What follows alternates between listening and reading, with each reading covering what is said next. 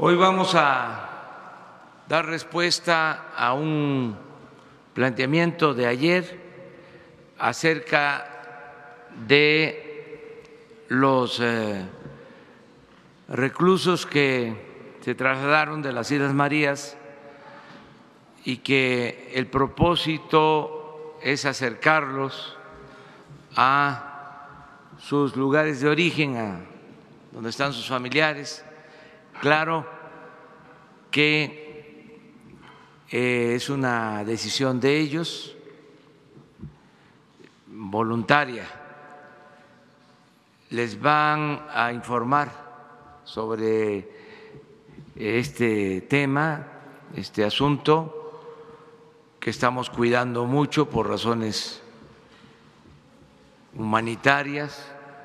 Les van a informar el día de hoy, terminando la conferencia, va Francisco Garduño a darles toda la información. Y nos queda pendiente para el lunes informar sobre el asesinato a periodistas, tener más información sobre lo de San Luis Río Colorado y sobre otras agresiones. No se hizo el día de hoy porque Alejandro Encinas está en una misión, está haciendo una visita a un estado del país. Entonces, él es el que tiene esta responsabilidad y el lunes se les va a presentar todo un informe sobre la protección a periodistas como una función básica, estratégica, fundamental para que en el país se pueda ejercer con libertad el oficio, sin riesgos, como desgraciadamente ha sucedido, que muchos periodistas han perdido la vida en el cumplimiento de su trabajo. Entonces, vamos a hablar sobre eso el lunes. Yo ahora les comento sobre dos temas. Uno es relacionado con el acuerdo que se logró el día de ayer con los maestros que estaban protestando. Es un acuerdo inicial, no es un asunto resuelto en definitiva, porque según me informaron, ellos van a hacer una consulta con las bases, con los maestros, en este caso fundamentalmente en Oaxaca. Ayudó mucho este diálogo porque se aclararon cosas, habían algunos malentendidos. Nosotros reiteramos el compromiso de cancelar la mal llamada reforma educativa. Vamos a cumplir con ese acuerdo. No hay otra intención. Esto para que todos los maestros de México lo sepan. Se van a abrogar, a cancelar todas las leyes secundarias, todos los reglamentos que se aprobaron para imponer esta reforma educativa. Y va a haber una nueva reforma a la Constitución, que es lo que se está proponiendo, que tiene una dimensión completamente diferente es apoyar la educación pública, gratuita, de calidad, en todos los niveles escolares. Esto es educación gratuita, obligatoria, hasta el nivel superior. Y en la misma reforma constitucional se establece el derecho de los mexicanos a la educación. No hay nada punitivo, nada contrario a los maestros, a diferencia del trato que se les daba en los gobiernos anteriores. Nosotros vamos a respetar siempre a los maestros de México, porque no puede haber una verdadera reforma educativa sin los maestros, y todo lo vamos a hacer de común acuerdo. Hay un tema que se trató ayer, que me informaron, muy destacado: el hecho de que ayer los maestros expresaron que no tienen interés, que no los mueve el interés de manejar las plazas. Ya ven cómo se decía que lo que se buscaba era regresar a la venta de plazas, al tráfico con las plazas de maestros. Ayer ellos dejaron de manifiesto de que ese es un asunto secundario, que no tienen ningún reclamo acerca de lo que plantea la reforma constitucional y las leyes secundarias, que quieren estar atentos a las leyes secundarias, reglamentarias, porque no todo puede estar en la Constitución. No puede estar en la Constitución, en el artículo 3º, la relación laboral. Eso tiene que ver con las leyes secundarias, pero se hizo el compromiso de que ellos puedan, no solo esta sección sindical, sino todos los maestros, conocer y participar, dar su punto de vista sobre la elaboración de las leyes secundarias y de los ordenamientos que derivan de la reforma constitucional. Entonces, fue muy alentador esto, porque se pensaba que todo el movimiento era por las plazas, por volver a traficar con las plazas. Esto lo manejaban incluso los que apoyaban la mal llamada reforma educativa, que toda la oposición era porque se quería regresar al pasado de la venta de las plazas. Pues no, no es eso lo fundamental. También se aclara que el propósito es modificar la reforma impuesta y se tienen que mantener términos, conceptos técnicos, porque una demanda es de que no se quiere que quede nada de el lenguaje neoliberal, y eso pues yo estoy de acuerdo también, pero es poco a poco.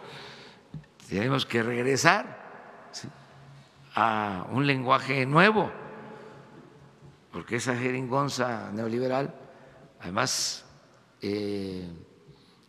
es contraria al buen castellano, y se fueron introduciendo términos que no corresponden a la realidad. Ellos hablan de que son términos, palabras, lenguaje tecnocrático, y sí, en efecto, tenemos que buscar eso, de modificar hasta los términos, pero ahí vamos a ir poco a poco. Si no se va a usar el término evaluación, ¿cuál es el equivalente?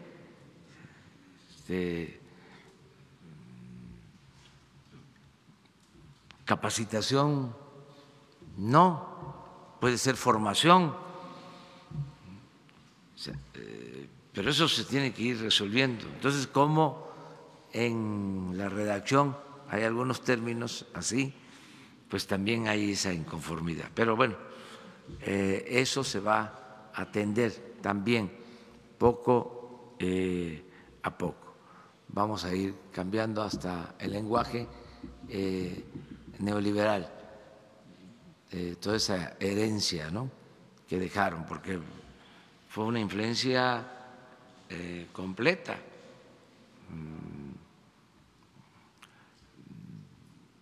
que incluyó todos los ámbitos de la vida pública. Es una nueva economía, una economía de élite que se impuso, ¿sí?, acompañada de una política de corrupción, con una política asistencialista en lo social y con esta terminología, ¿no?, muy neoliberal. Todo esto tiene que irse modificando. Hay una palabra nueva, precisamente, que se llama, o que se usa, ¿no?, para la descripción de los hechos. Dice la nueva narrativa, ¿no? Entonces tenemos que hacer una nueva narrativa.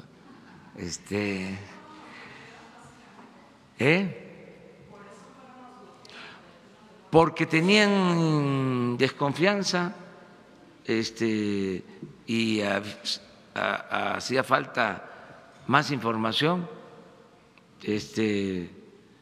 y se aclaró y se avanzó bastante. Y yo les agradezco a los maestros que tengan esta actitud de diálogo, porque ese es el mejor camino para resolver los problemas. Entonces, eso, decirles que va caminando. Lo otro, informarles, es de que hoy vamos a estar con los banqueros de México, vamos a estar en la convención de banqueros en Acapulco, y les invitamos porque ahí vamos a hacer algunos planteamientos para que mejore este servicio en beneficio de los mexicanos, para que podamos lograr con la participación de la banca un mayor crecimiento económico en el país. Eso son los dos temas que tenemos.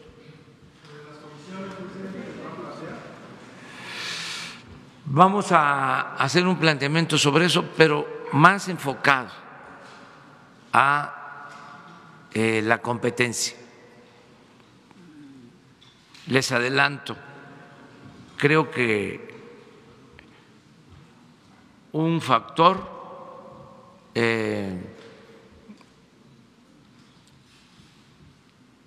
importante en la Cuarta Transformación es el auspiciar una mayor competencia.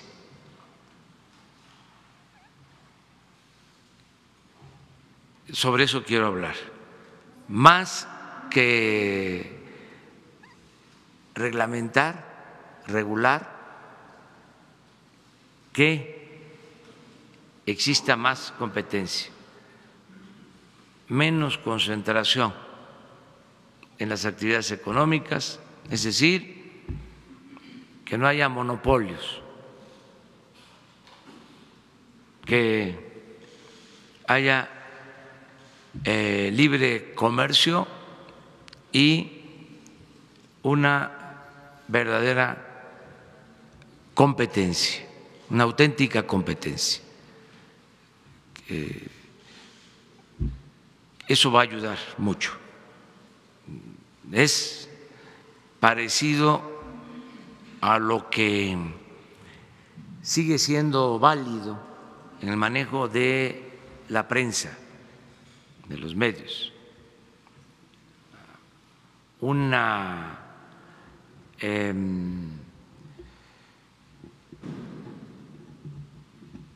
divisa, un criterio de los liberales que se le atribuye a Sebastián Lerdo de Tejada, de que la prensa se regula con la prensa.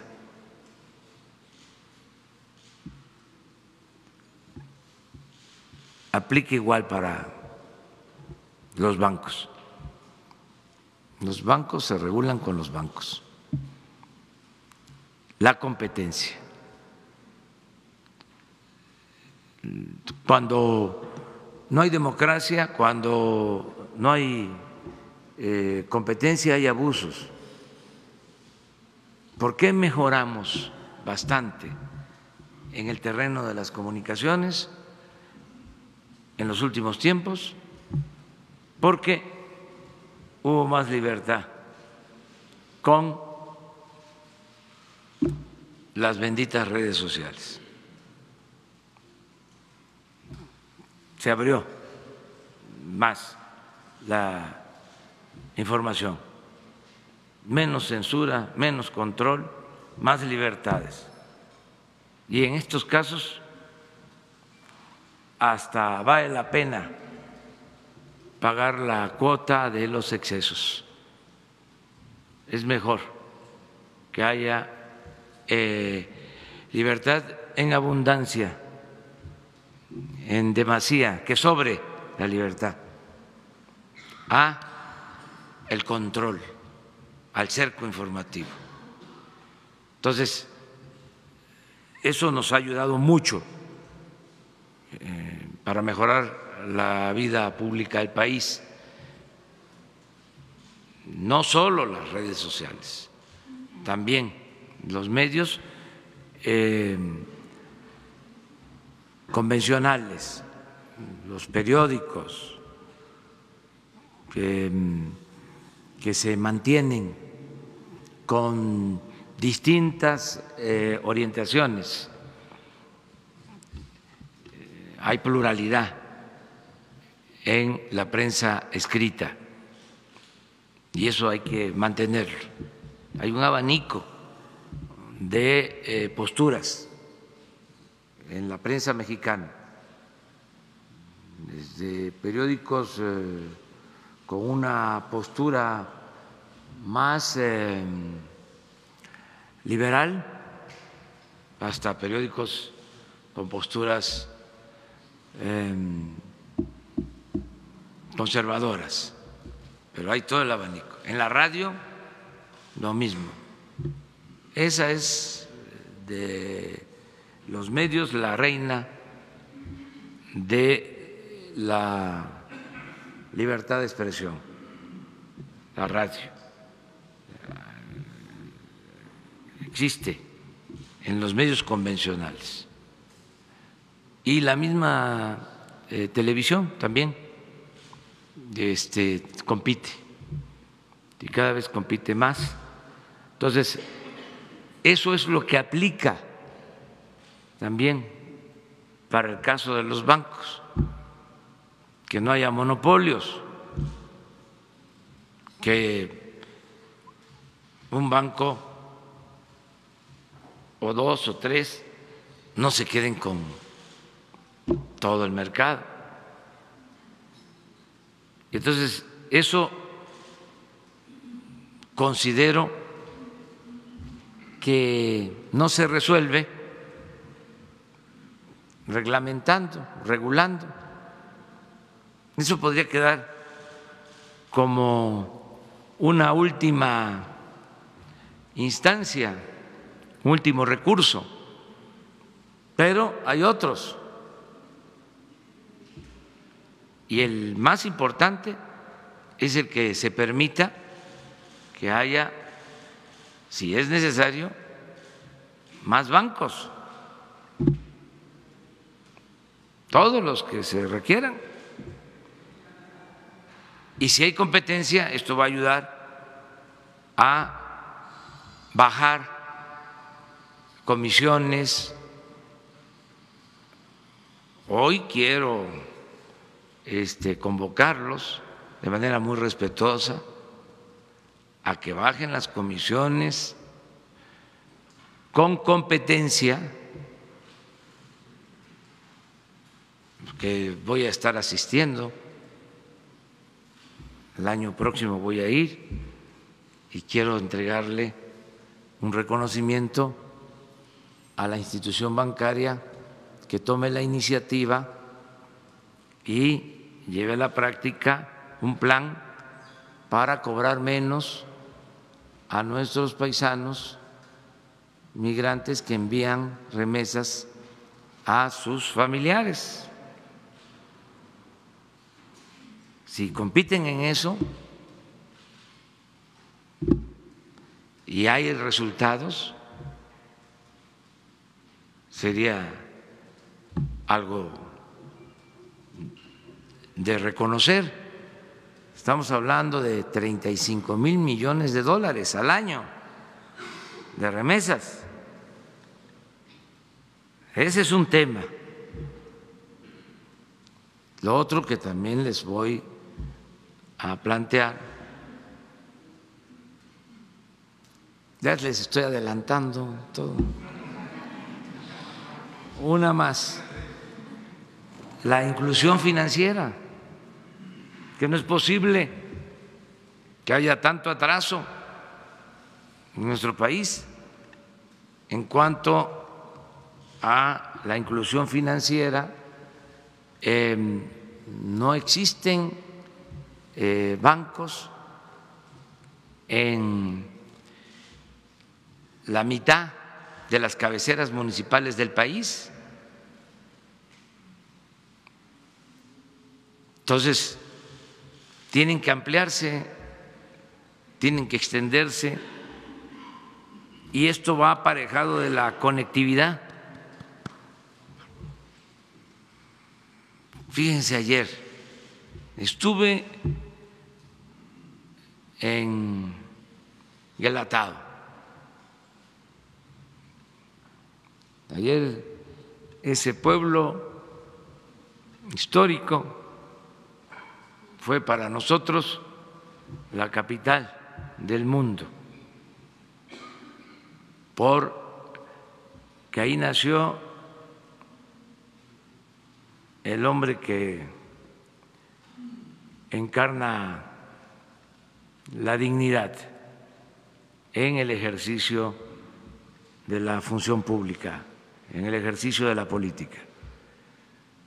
Y no hay comunicación por telefonía móvil en Guelatao, en el pueblo donde nació el mejor presidente de México.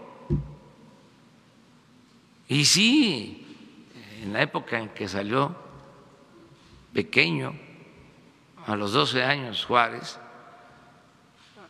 a Oaxaca, pues estaba muy lejos.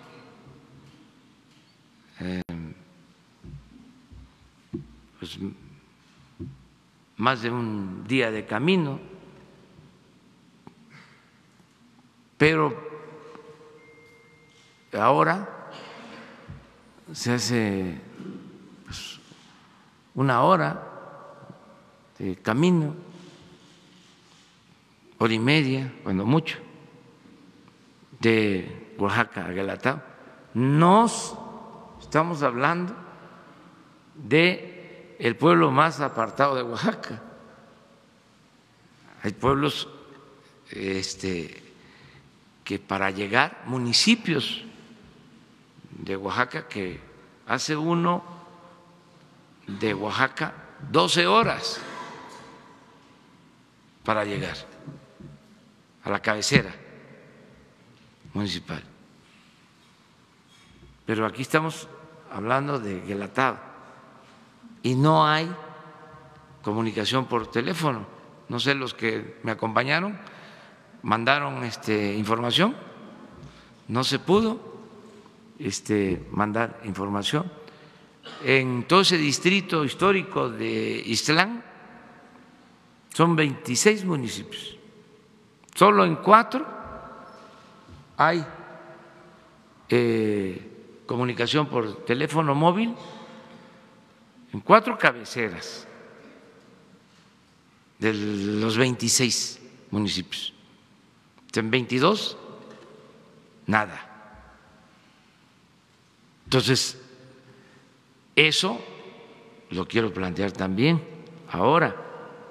O sea, ¿cómo resolvemos conjuntamente que haya conectividad, que haya comunicación, que haya internet y que al mismo tiempo haya inclusión financiera? Porque solo Oaxaca recibe cerca de 2,000 millones de dólares al año en remesas, y quienes reciben esos apoyos que envían familiares de Estados Unidos fundamentalmente, pues viven en esas comunidades, en esos pueblos. Entonces tienen que ir a Oaxaca. ¿Por qué no se acercan esos servicios? Ese es un plan que nos importa plantear y no es contrario a sus propósitos de desarrollo, de expansión.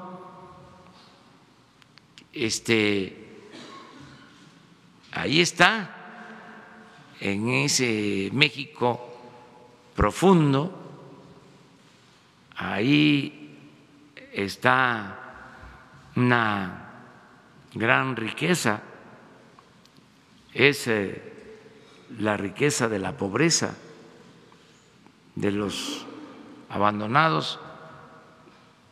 Ahí están los recursos naturales, ahí están los bosques, ahí está el agua, ahí están las minas, ahí está el petróleo, en los pueblos más apartados y los pueblos originarios, ahí está la cultura.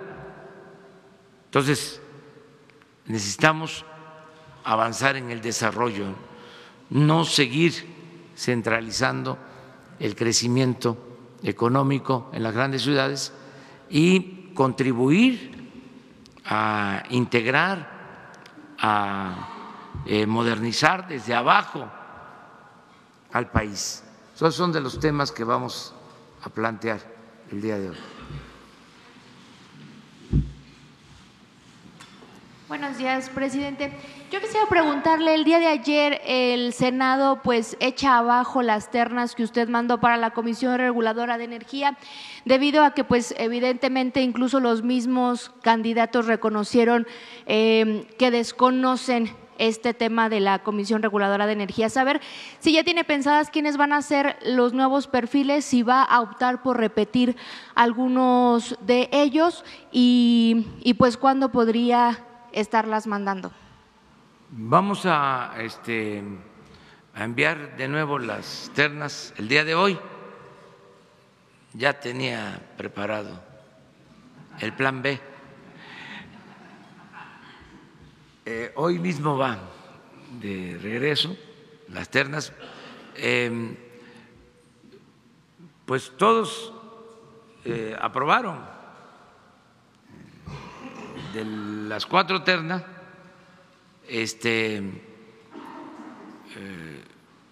en cada una de las ternas hubieron quienes sacaron mayoría, pero se trata de mayoría calificada.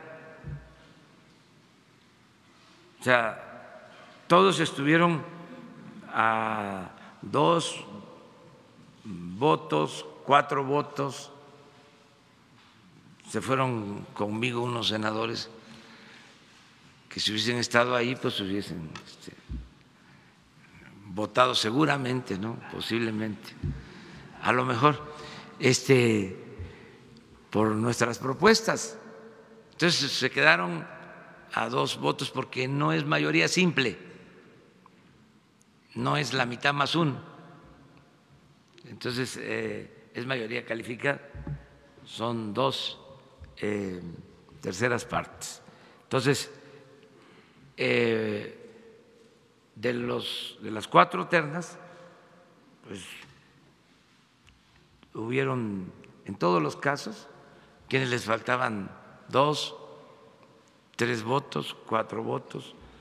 Esos, pues, van a repetir, porque ganaron en votos, pero no obtuvieron mayoría calificada.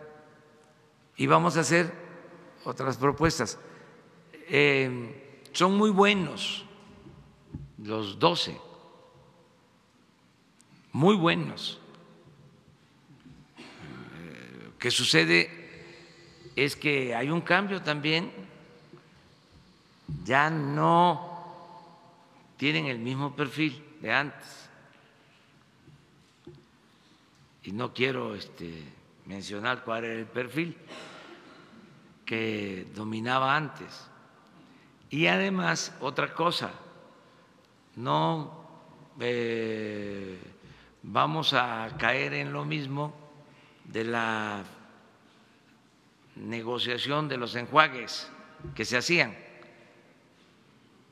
A ver, te toca uno a ti, otro a ti, 2 para mí. El que parte y reparte se queda con la mayor parte. Ya no, se acabó el juego ese. Entonces, hubo ahí alguna insinuación en el sentido, cámbienle y proponemos nosotros y todo sale bien. No, no, pues ustedes son mirones profesionales, ustedes investigan todo, saben todo. O sea, yo doy indicios, pero ayúdenme también ustedes, ¿no? O sea, bueno, entonces no es así, ya se acabó eso. Qué bien, en ejercicio de su autonomía, de su libertad, el poder legislativo dice no. Entonces hay un procedimiento legal, nosotros cumplimos con lo que ellos resuelven, ellos están actuando muy bien. O sea, y el hecho de que se rechacen las ternas, pues es un buen signo, una buena señal. Eso antes era raro de que se diera.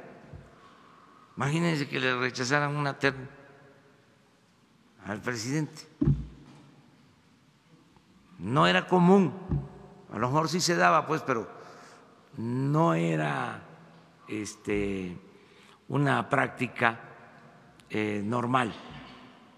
No era la regla, era la excepción. Entonces, ahora que se rechazan, ahí van otros, igual, con el mismo perfil, técnicos, que porque no tienen experiencia en asuntos del manejo de la regulación en el sector energético. ¿De dónde vino eso de la regulación del sector energético? ¿Desde cuándo? Pero lo más importante, ¿ha funcionado? ¿Los encargados de estos organismos han actuado con rectitud? ¿Está muy bien el sector energético? A partir de que crearon todas estas estructuras, ¿cuál es la experiencia entonces? Entonces estamos optando por técnicos que conocen del sector energético y sobre todo estamos optando por gente honesta, incorruptible. Es que hay, no vayan a pedir nombres porque también les corresponde hacer la investigación, pero hay consejeros de estos organismos que firmaron, por ejemplo, la compra de la planta de fertilizantes, esa que costaba cuando mucho $50 millones y pagaron $500 millones. ¿Esos son los que queremos? Ya no. ¿Esa es la experiencia? ¿Esos son los expertos? Ya no. Tenemos ya que renovar todos esos procedimientos y es lo que estamos haciendo. Y muy bien el Senado, muy bien los senadores de todos los partidos que hacen valer que son un poder independiente, autónomo. Y en un segundo tema, presidente, hace 2 semanas el titular de la Unidad de Inteligencia Financiera nos comentaba que tenía al menos 50 casos de irregularidades o presunta corrupción en el tema de la compra de medicamentos. Dijo que una vez que pasara su informe de los 100 días de gobierno lo iba a presentar, que involucraba incluso directamente exfuncionarios de la administración pasada. ¿Sí se va a realizar este informe? ¿Tienen los elementos? ¿Qué información tiene usted? Todo lo que se tenga de información sobre irregularidades, sobre presuntos delitos, se tiene que desahogar, se le tiene que dar curso, tiene que ir a la instancia judicial correspondiente. Entonces, le voy a pedir al director de Inteligencia Financiera que les informe sobre esto la semana que viene y sobre otros temas, o sea, todo lo que se sepa sobre presuntas irregularidades que se dé a conocer, para que no solo esté en las instancias judiciales, sino también en la opinión pública, nada más cuidando lo del debido proceso, para que no estemos otorgando elementos a favor de presuntos delincuentes. Entonces, que cuidemos eso, pero que se transparente todo. La regla de oro de la democracia es la transparencia. Soy Giovanni Rivera Huerta, corresponsal de Estrella TV en Los Ángeles. Más que una pregunta, tengo una encomienda, una carta que fue escrita por los padres de Mario Aburto. Yo he realizado una investigación en los Estados Unidos donde a través de esta carta le piden que por favor reabra el caso Colosio. Ellos confían mucho en su palabra, en la transparencia que ha dado usted a este nuevo gobierno y al país. Y ellos me han confiado en darle esta carta personalmente a usted, ya que ellos están en los Estados Unidos y en un futuro les gustaría regresar a este país que los vio crecer a ellos y a sus hijos. Si me permite, me gustaría presentarle la carta.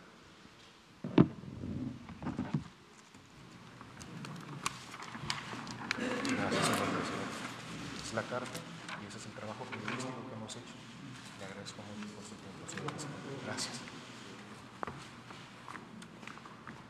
Bueno, pues yo voy a leer esta carta y la voy a turnar a la secretaria de Gobernación para ver qué procede desde el punto de vista legal. Y Me gustaría saber, en cuanto a la investigación de Colosio, mañana se realizan los 25 años del asesinato del candidato. ¿Qué opina usted sobre las investigaciones que se han realizado por 4 fiscales que han dejado más preguntas que respuestas? Pues tiene que seguirse indagando sobre el caso. Puedo decir 2 cosas. Una, que lamenté mucho y sigo lamentando el asesinato de Luis Donaldo Colosio. Lo conocí y nos vimos 2 días antes de que lo asesinara. Un día como ayer, un 21 de marzo, cenamos en casa de una amiga común de la licenciada Clara Hushman. Cenamos el 21 en la noche y él al día siguiente salió a la gira.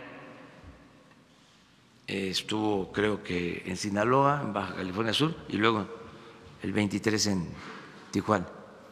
Entonces, muy lamentable este asesinato, y por eso no debe de olvidarse y tiene que seguirse preguntando qué pasó realmente, todo lo que queda sin contestar sobre este crimen. Se dice que cuando se trata de crímenes de Estado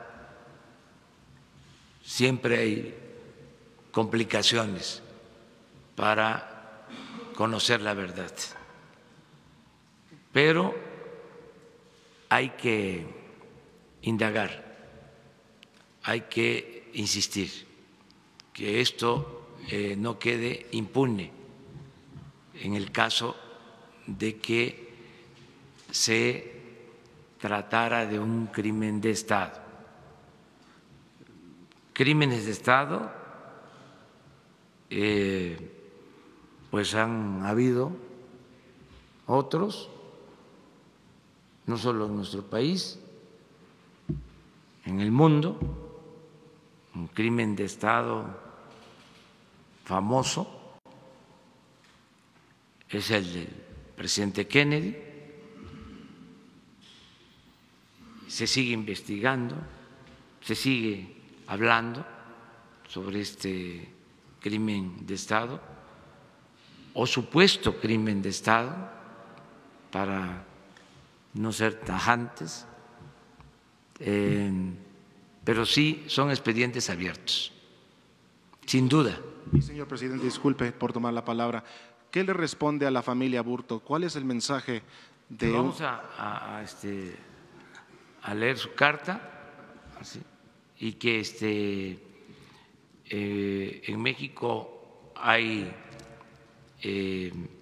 libertades y hay un auténtico Estado de Derecho.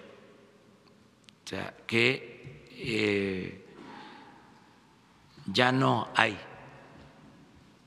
Estado de chueco, hay Estado de Derecho. Entonces, que se van a revisar estos documentos, la carta, la investigación que hacen ustedes, y vamos a proceder en lo que podamos. También con toda claridad, en el marco de la legalidad, decirles, esto procede, ya no podemos, porque no hay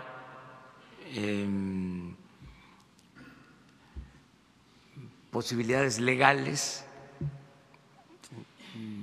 para no generar falsas expectativas. Todo esto que ha venido sucediendo, de cómo durante 25 años no se consideró en México delito grave la corrupción, porque se modificaron las leyes en 1994, se quitaron delitos que eran considerados graves, todos los relacionados con la corrupción, se hizo exprofeso, y 25 años se estuvo hablando de combatir la corrupción, 25 años engañando con chivos expiatorios,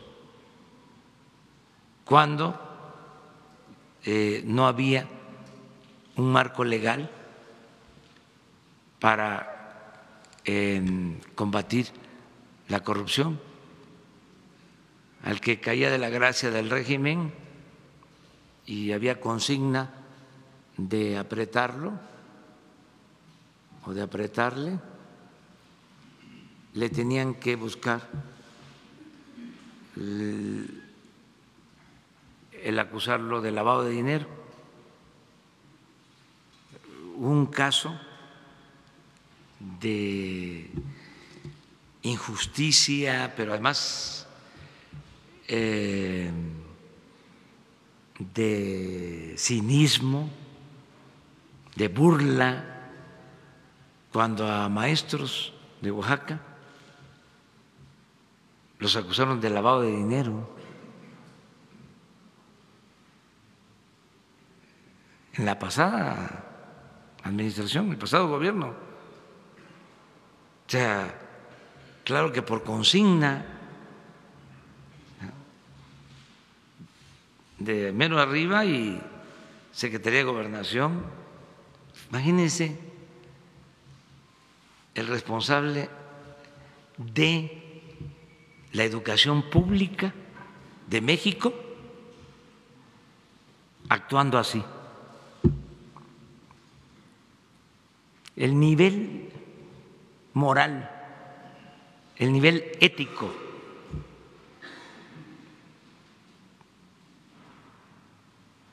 maestro dirigente del Movimiento de Oaxaca, que lo conozco, carcelan, lo llevan hasta un penal de los llamados de alta seguridad, acusado de lavado de dinero.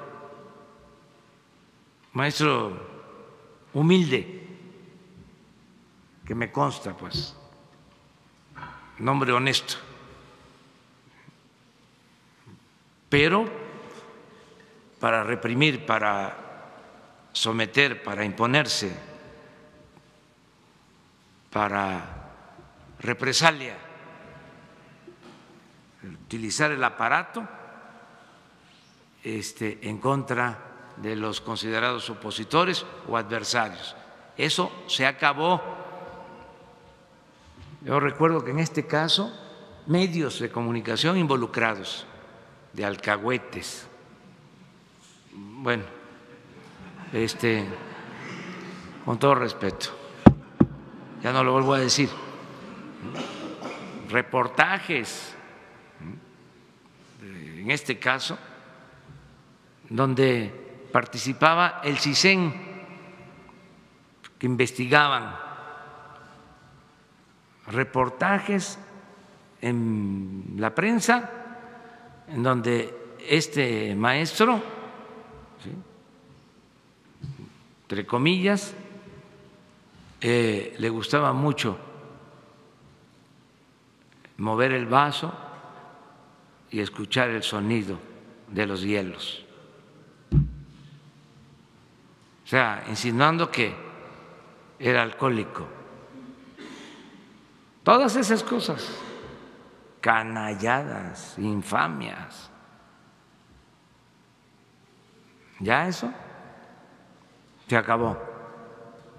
Para los que están pensando que es lo mismo, no, eso nunca, jamás.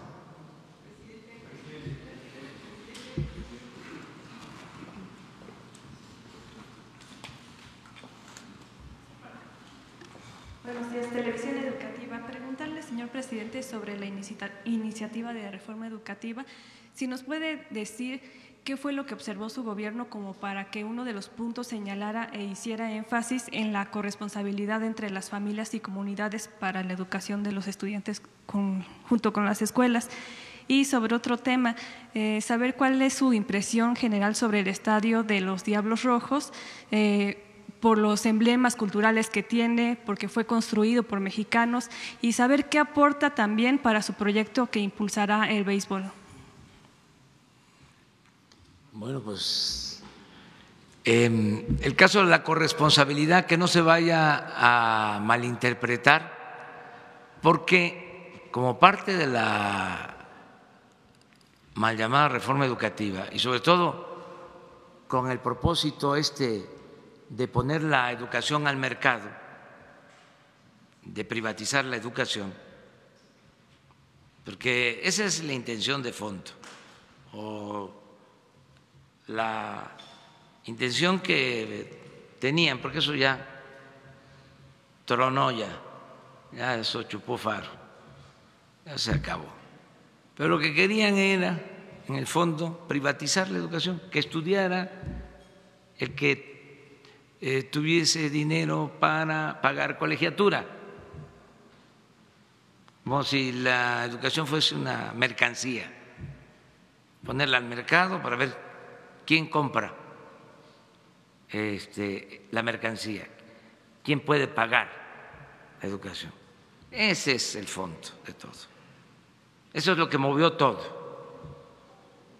Entonces, en ese propósito querían que los padres de familia se hicieran cargo del mantenimiento de las escuelas, ¿sí?, y las cuotas. Se fue estableciendo ese sistema. Entonces, no queremos que se vaya a entender que ese es el propósito cuando se plantea la corresponsabilidad de padres de familia en el nuevo modelo educativo. Esto tiene más que ver con el apoyo que debe de tener el maestro, que lo tiene en los hechos también, de los familiares, de las madres y de los padres de familia, que están pendientes de sus hijos, que ayudan. Pues esto se da mucho, pero darle más importancia a esta participación conjunta de padres y maestros. Esto se da en comunidades rurales, por ejemplo, para la alimentación de los niños, hay comités de padres de familia, entonces se turnan para cocinar. Se tiene un recurso que se maneja en la escuela, ese recurso se utiliza para comprar los alimentos, las madres, los padres ayudan, se turnan se prepara la comida en la escuela. Ya esa participación existe, pero hay que fortalecerla, reconocerla, impulsarla. Lo ideal, que hacia allá queremos ir, es que los recursos para la alimentación en las escuelas lleguen también directo a la escuela, que no pasen por muchas instancias gubernamentales y que se utilicen con la participación de padres de familia. De esa forma, eso ya existe, eso se da por la misma organización de la gente, la misma organización de los padres de familia. No en todos lados, pero sí hay esta práctica que es extraordinaria, ejemplar, que va uno por los pueblos y es la hora del recreo o la hora de la comida y ahí están las mamás en cocinas, a veces con fogones, con tinas, con ollas, preparando la comida para los niños. Eso es de primera, una vinculación, y ahí están los maestros, y ahí están los padres de familia. Bueno, lo mismo pasa en todos lados con las tareas, donde hay tareas, donde se deja tarea, porque hay escuelas también donde ya no se acostumbra a las tareas, tienen unas prácticas de estudio distintas, de acuerdo a la pedagogía de cada escuela, tanto públicas como privadas. Pero ¿qué sucede? Los padres de familia pues participan, sobre todo, la verdad, las madres, en las tareas. Ayudan. Entonces, es una acción que ya se realiza. Entonces, lo que se busca es que eso se mejore. Esto apoya mucho también a las maestras, a los maestros, ¿no? O sea, a eso se refiere este concepto de exaltar estas prácticas, participación conjunta que ya se dan. Acerca de lo del béisbol, pues la verdad estoy muy contento y ya lo dije y vuelvo a repetirlo, en el caso del béisbol en México, el principal promotor del béisbol en México, desde la sociedad, se llama Alfredo Harp. Mi respeto para el señor, ayuda mucho en todo lo que es el fomento al béisbol. Y ojalá, y así otros empresarios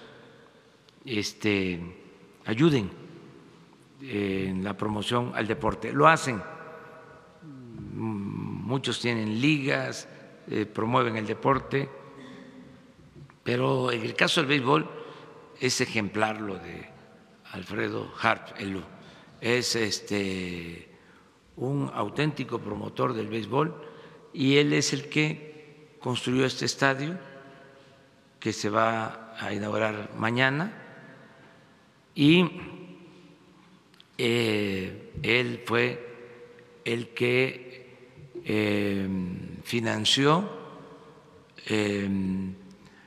la construcción del edificio sede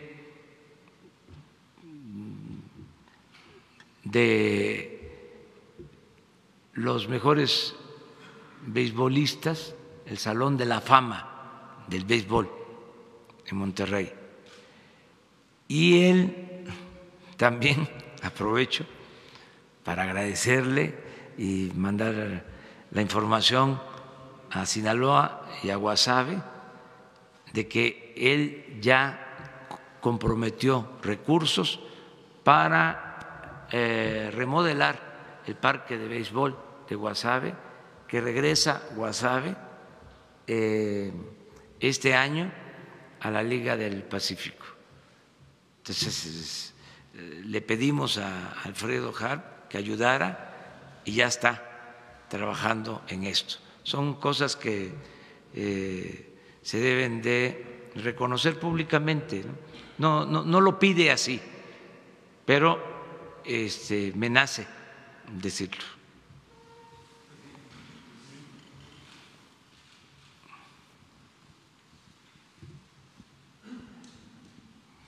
Hola, presidente. Preguntarle en relación a esta demanda que hacen los maestros ayer de la CENTE, que ellos piden que se elimine el examen de ingreso para el magisterio después de que salen de las normales. ¿Qué opinión tienen ustedes en su gobierno en relación a esta propuesta que hacen? ¿Todavía está en camino, en pláticas? ¿Qué nos puede decir al respecto? Quedaron algunos temas y uno es ese, creo, pendiente.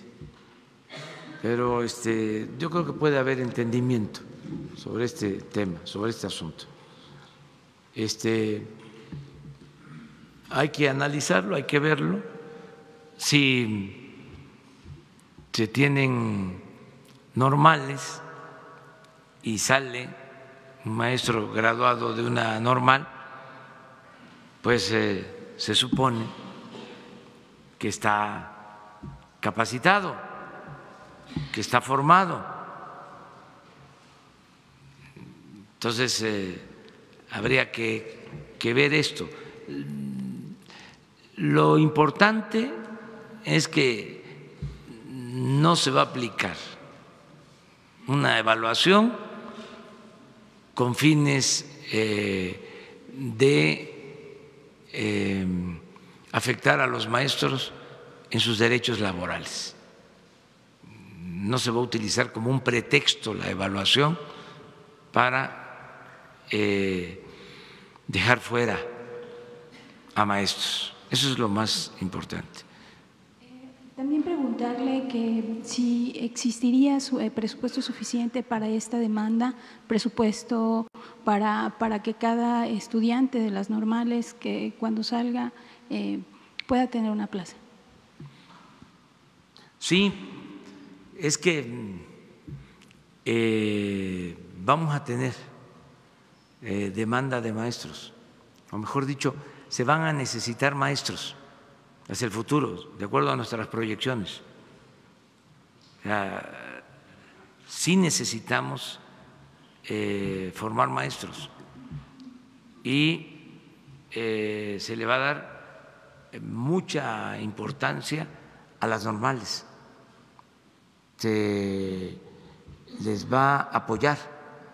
La tendencia en el periodo neoliberal era cerrar normales, deshacerse de las normales. Cerraron el MESHE y otras. Ahora no va a ser así. Necesitamos fortalecer las escuelas normales porque necesitamos maestros.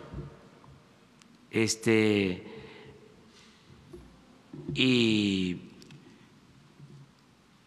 hay quienes no están optando por la carrera magisterial porque dañaron con la campaña en contra del magisterio, afectaron. Entonces, llegaron a considerar que la carrera magisterial era de gente irresponsable, de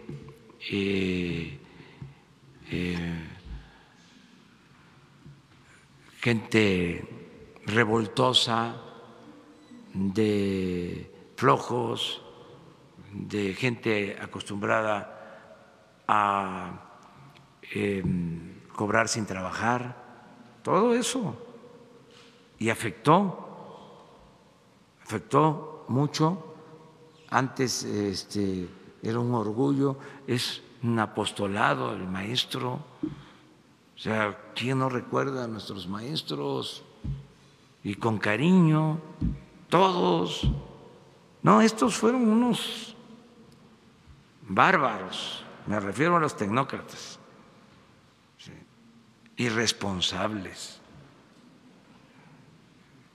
que no hasta Cantinflas hizo una película sobre el profe y como hizo una sobre el médico y otra sobre el sacerdote y otra sobre el barrendero, no eran servidores públicos ejemplares que se les respetaba, y llegan estos insensatos a acabar con el prestigio de una profesión importantísima. Entonces, sí, necesitamos maestros y por eso se va a apoyar a las normales, se van a abrir normales, el MESHE se abre, lo cerraron y otras, y con el argumento de que eran unos revoltosos. Ser joven y no ser revolucionario es una contradicción. O sea, como si fuesen irracionales los jóvenes. Ayer fuimos a Galatao. Se pensaba, ¿no?, de que iba a ser muy difícil que por protestas. No, la gente es muy respetuosa y fue un buen acto. Claro, hay simpatías y antipatías, eso es normal, eso es consustancial a la democracia, pero no hay agresiones, se puede mantener las libertades y la gobernabilidad al mismo tiempo, el respeto. Entonces, eso es lo que se está haciendo. Bueno, terminamos contigo.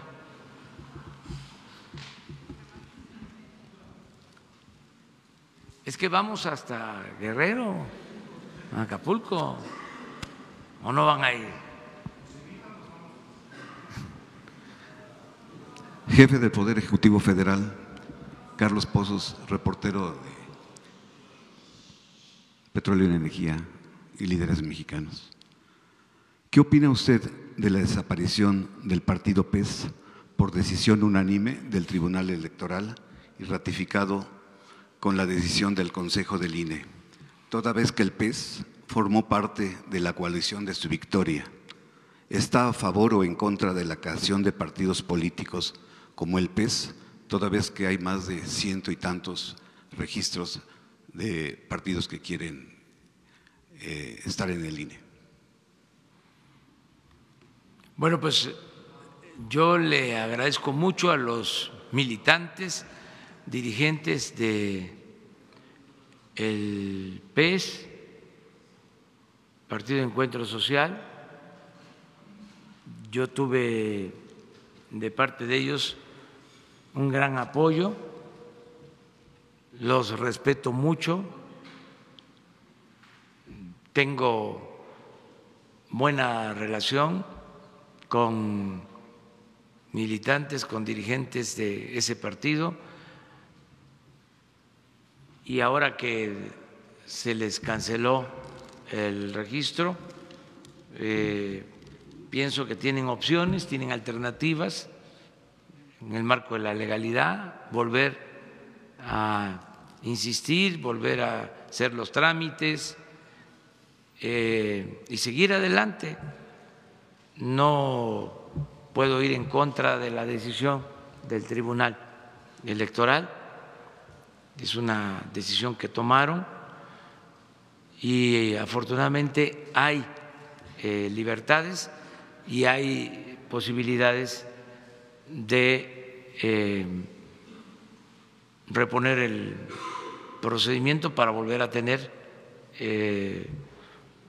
una organización política, un partido, o mejor dicho, para tener el reconocimiento como organización política, que eso es un partido, porque una organización política se puede crear sin necesidad de tener el reconocimiento oficial.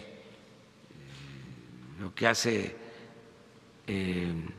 la autoridad electoral es darle reconocimiento para que sea una asociación o un partido de acuerdo a las reglas. Pero de acuerdo a la Constitución somos libres y tenemos el derecho de asociarnos, y ese derecho está por encima de cualquier ley secundaria, de cualquier reglamento. Acerca de que si deben de haber partidos, yo pienso que sí, todos los que cumplan con los requisitos legales. Suele pasar que cuando hay el periodo, que eso sería cosa de también revisarlo, en su momento nosotros no lo vamos a proponer porque tenemos una agenda ya legislativa muy definida para lograr la cuarta transformación de la vida pública del país. Y en materia político-electoral, lo que más nos interesaba era que se considerara delito grave el fraude electoral y establecer la Fiscalía Electoral. Con eso va a ser más que suficiente para que se respete el voto, la voluntad de los ciudadanos. Pero sería bueno en su momento el que no solo se limitara a un año después de la elección los trámites para la constitución de partidos, sino que se diese más plazo, porque para poder participar en una elección federal se necesita hacer el trámite de acuerdo a la ley en este año. Ya incluso creo que hasta pasó el término, porque creo que es en los primeros meses después de la elección, el del año siguiente a la elección. Entonces, que eso se pueda ampliar, que se pueda ampliar el plazo, o sea, no hacerlo inmediatamente después de la elección presidencial para la creación de nuevos partidos. Y mantener los requisitos, porque no es fácil poder constituir un partido. Yo recuerdo que se tienen que hacer asambleas en los estados y tienen que ir a las asambleas más de 3,000 militantes y acreditarse con su credencial de elector. Y creo que son como 20 asambleas estatales las que hay que hacer. Entonces, reunir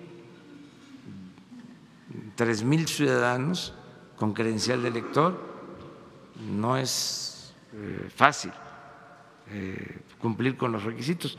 Entonces, muchos se inscriben, pero no pueden. Pueden haber muchas solicitudes, pero al final son pocos los que quedan. Entonces, yo soy partidario de que se abra la posibilidad. Sí hay varios partidos en México, pero no tantos si se compara con lo que sucede en otros países. Hay países en donde hay hasta 30, 40 partidos en países con menos población que en México. Pues es cosa de que se garantice el derecho que tenemos los mexicanos a asociarnos y a participar políticamente. Mi segunda pregunta, presidente, es en el sentido energético. Las pipas para la contingencia de abasto fueron compradas al extranjero y la construcción de la refinería de Dos Bocas está en manos de empresas extranjeras.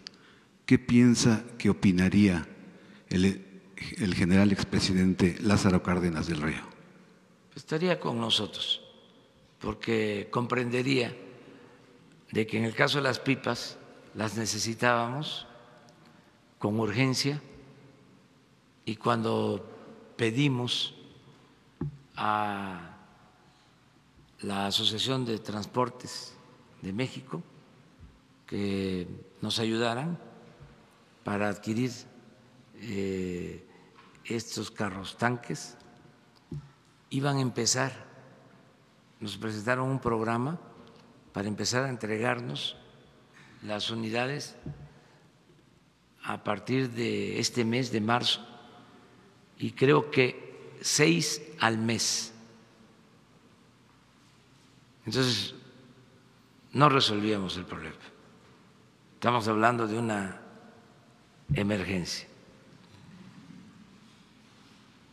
En el caso de la refinería,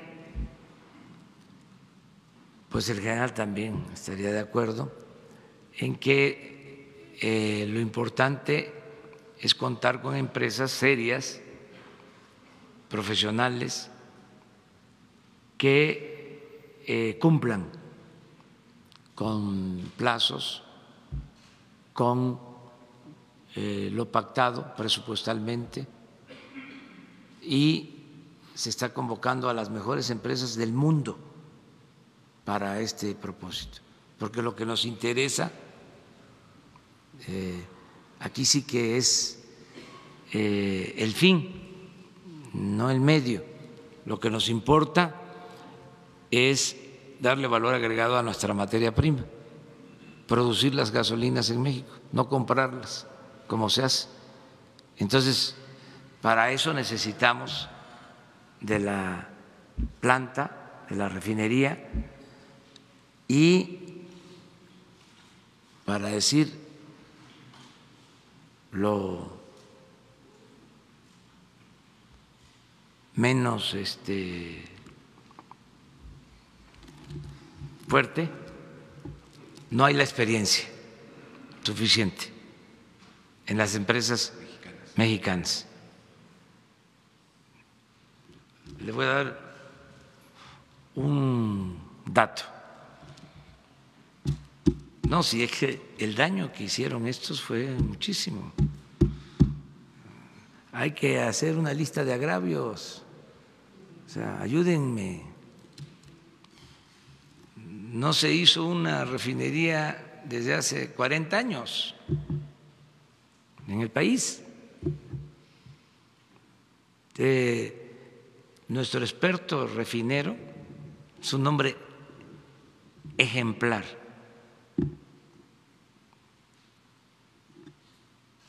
Pero tiene, aunque está lúcido, parece un muchacho, tiene pues como 85 años. ¿Don Ramiro Garza? No, él es el ingeniero Celestino, que fue incluso propuesto, imagínense, para las ternas. Él ganó, pero no tuvo 2/3 partes. Es el mejor refinero de este país, pero los senadores, con todo respeto, consideraron que no tenía experiencia. Bueno, él nos está ayudando en esto, porque a él le tocó en aquellos tiempos, estamos hablando de que la última refinería que se construyó fue la de Salina Cruz, que fue como en el 82. O sea, tienen más de 40 años. Entonces, ¿qué empresa tiene experiencia en construir refinerías? Estas 4 grandes empresas que estamos convocando, pues recientemente han hecho refinerías. Cada una de ellas, lo dije y lo repito, ha hecho más de 100 refinerías. Hay una de ellas que ha construido más de 200 refinerías en el mundo. Malos manejos. No, eso se dice, pero no es cierto, y al final, cuando toque la revisión de las propuestas, el comité que se encargue de esto va a decidir si pueden entrar o no pueden entrar. Eso es lo que puedo yo comentarte. Gracias. Una más.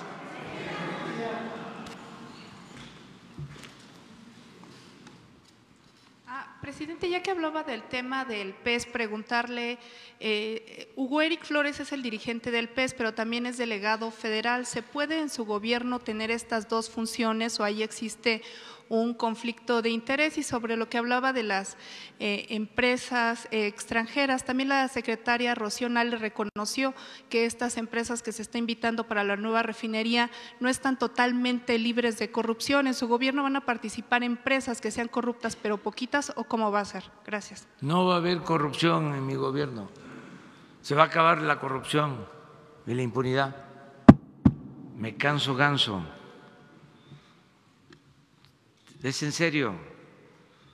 Estas empresas son las que tienen más reconocimiento en el mundo en la construcción de refinerías. Lo que pasa que pues nuestros adversarios tienen que hacer su trabajo, y qué bueno. Entonces siempre andan buscando las podridas, pero ese es parte de el trabajo, ¿no? Crítico, y hay libertades. Entonces vean los periódicos, no todos, pero sobre todo la prensa fifí. Ustedes son especialistas, saben de análisis de contenidos. Entonces, es tiro por viaje. Un día sí y el otro también. Ya, pero es normal. Tu inquietud, ¿no? O sea, imagínate, me estás insinuando de que va a haber o que puede haber corrupción, pero poquito. No, ni poquito ni muchito, nada. O sea, es categórico. Vamos a erradicar la corrupción. Si hay un impedimento legal no podrían participar, pero si es solo por un señalamiento en un medio, o los que se frotaban también las manos porque estaban pensando de que iba a seguir lo mismo. Hay empresas que dejaron un tiradero del sector energético. Y no quiero mencionar nombres, porque eso es parte también del trabajo de ustedes y de todos. Y además, porque ¿para qué ponerle limón a la herida. Pero empresas afamadas que están ahí, ¿sí?, con obras inconclusas, que no han cumplido. Entonces ahora se envuelven, ¿no?, en el nacionalismo. Sí, queremos apoyar, ¿sí?, a las empresas mexicanas, pero no apoyar a empresas mexicanas corruptas o ineficientes, porque la patria es primero. Lo que nos interesa es rescatar a Pemex. Lo que nos importa es que el pueblo no pague caro por las gasolinas. Eso es lo que nos importa. No vamos a estar manteniendo empresas ineficientes. Entonces, ¿en qué quedamos? No que se buscaba la competencia y el libre comercio. Ya no va a haber protección, ni partidos del gobierno, ni sindicatos del gobierno, ni empresas favoritas del gobierno, ni bancos, hoy se los voy a decir, favoritos del gobierno. Eso se termina. Esto de proveedores favoritos del gobierno, nada. Vamos a lo que más conviene al interés general, al interés de la nación. Me pasaba cuando fui jefe de gobierno, les cuento, se tienen que comprar, o en aquel entonces se adquirían como 1,000 millones de pesos en despensas que se les entregaban a los trabajadores. Y se simulaba de que se hacían licitaciones y había corrupción. Se entregaba el contrato a empresas que tenían buena relación con los funcionarios. Eso se terminó y se decidió hacer una licitación abierta, seria, y en la primera compra nos ahorramos como 300 millones de pesos y ganó una comercializadora extranjera. La segunda vez, segundo año, otra licitación igual, nos ahorramos otros 300 millones. Como a la tercera, llega una empresa mexicana. Sí, pero ¿cómo se le va a dar la preferencia al extranjero si nosotros somos mexicanos? Pero pues apúrate, ofrece buenos precios, porque ni modo que te vamos a dar 300 millones nada más porque es una empresa nacional. O sea, a nosotros lo que nos importa es que con esos ahorros pues se le da más a los trabajadores. Entonces es lo mismo. O sea, vamos a la competencia. Ahora con lo de los medicamentos, licitación internacional, porque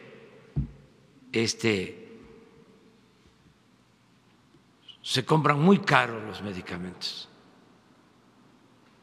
Hay medicamentos para la diabetes, una caja, ¿no?, de 20 pastillas que puede costar en laboratorio 10 pesos y se compra en 120, en 150. ¿Qué es eso? Si compramos bien, si ahorramos, ¿qué vamos a lograr? ¿Qué es el propósito? Atención médica y medicamentos gratuitos para la gente que no tiene para comprar sus medicinas. Ahí anda la gente con la receta en la mano, buscando a ver quién le coopera para comprar alimentos. Eso no, se acaba. Mientras se destinan 4,000 millones de dólares a la compra de medicamentos, pero por la corrupción no hay medicamentos para la gente. Entonces, sí tiene sus asegúnes esto, y vamos a estar muy pendientes de que no haya corrupción, no permitirlo en ningún caso. Eso es lo que estamos. ¿Me preguntaste otra cosa? El caso de Hugo Eric, que es dirigente del PES, pero también es delegado federal en Morelos, que si en su gobierno se podían permitir estas dobles funciones. No sé si haya conflicto de intereses, lo voy a revisar y te contesto. El lunes te contesto, si existe. Bueno, ya desde ahora, ya con Jesús, que nos vea si hay conflicto de intereses. Si hay conflicto de intereses, no puede estar trabajando en el gobierno, pero lo tenemos que ver. Muchas gracias. Presidente.